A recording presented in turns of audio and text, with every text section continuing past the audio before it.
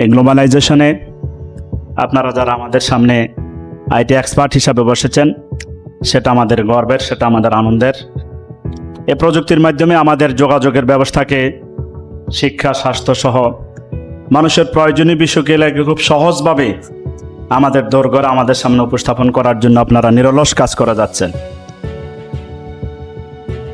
অনেকগুলা চ্যালেঞ্জ আপনারা মোকাবেলা করেই আপনারা এই প্রযুক্তিকে আপনারা জয় করেছেন। অনেকগুলো সম্ভাবনাও আপনারা আমাদেরকে দেখিয়েছেন।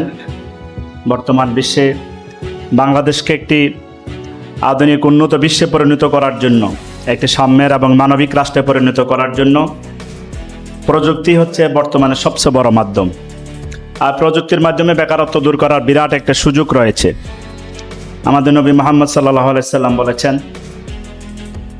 উনি বলেছেন যে মানুষের জ্ঞান অর্জনের 3টি লক্ষ্য থাকে, শিক্ষার 3টি স্তর থাকে। নাম্বার 1 হচ্ছে জ্ঞান অর্জন, 2 নাম্বার হচ্ছে এক্সপার্ট হওয়া, দক্ষতা অর্জন করা।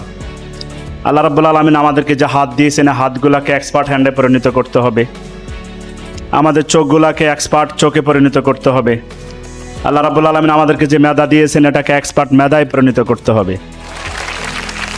একটা ন্যারেটিভ আপনাদেরকে বলি।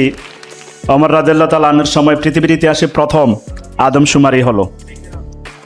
সে আদমশুমারিতে উনি 3টা ক্যাটাগরিতে জনশক্তিকে ভাগ করলেন: শিশু, তারপর হচ্ছে যুবক, তারপর হচ্ছে বয়স্ক। উনি শিশুদেরকে শিক্ষা ভাতা দেওয়া শুরু করলেন, বয়স্কদেরকে বয়স্ক ভাতা দেওয়া শুরু করলেন, আর যুবকদেরকে ডেকে ডেকে যারা পড়ালেখা করতো তাদেরকে তো শিক্ষা ভাতা দিতেন, আর বেকার যুবকদেরকে উনি বিভিন্ন কাজ শেখাতেন। ওমর রাদিয়াল্লাহু তাআলা আনহু কোনো যুবককে দেখে জিজ্ঞেস করলেন যে তুমি কি করো? সে যদি বলতো যে আমি বেকার থাকি, তাহলে ওমর তার তরবারির পিঠ দিয়ে তাকে মৃত আঘাত করে বলতেন, কোনো যুবক বেকার থাকতে পারবে না।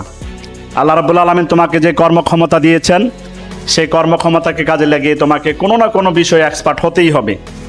আমরা আমাদের ছাত্রদেরকে বলি, তোমার একাডেমিক ক্যারিয়ারের পাশাপাশি তুমি যদি আরেকটি বিষয়ে এক্সপার্ট না হও, তাহলে পৃথিবীকে তুমি জয় করতে পারবে না। আপনারা জানেন যে 2022 সালে যেই কাতার বিশ্বকাপে পর্দা উঠেছিল, যে ছেলেটির কোরআন তালাতের মাধ্যমে, সেই ছোট্ট ছেলেটি সে প্রতিবন্ধী ছিল, কিন্তু সে পৃথিবীকে জয় করছে। কাতার প্রেসিডেন্টের নাম হয়তো আমরা জানি না, কিন্তু সেই ছোট্ট শিশুটির নাম আমরা সকলে জানি। তার বয়স মাত্র 18 বছর। সে কারণে আমি বলবো, যারা এই উদ্যোগ নিয়েছেন, এই উদ্যোগকে আমরা স্বাগত জানাই।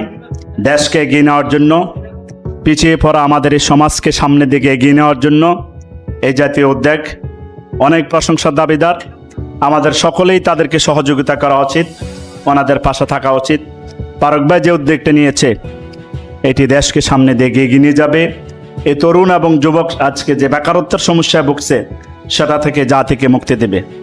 আমি আজকের আয়োজকদেরকে আবারও ধন্যবাদ জানিয়ে, বাংলাদেশ জামাত ইসলামের পক্ষ থেকে সকলকে আন্তরিক শুভেচ্ছা জানিয়ে, আগামী দিনে একটি সুন্দর, সাম্যের এবং মানবিক বাংলাদেশ গড়তে যার যার জায়গা থেকে আমাদের কণ্ঠকে বলিষ্ঠ করি, আমরা ভূমিকা রাখি, সে প্রত্যাশা ব্যক্ত করে শেষ করছি।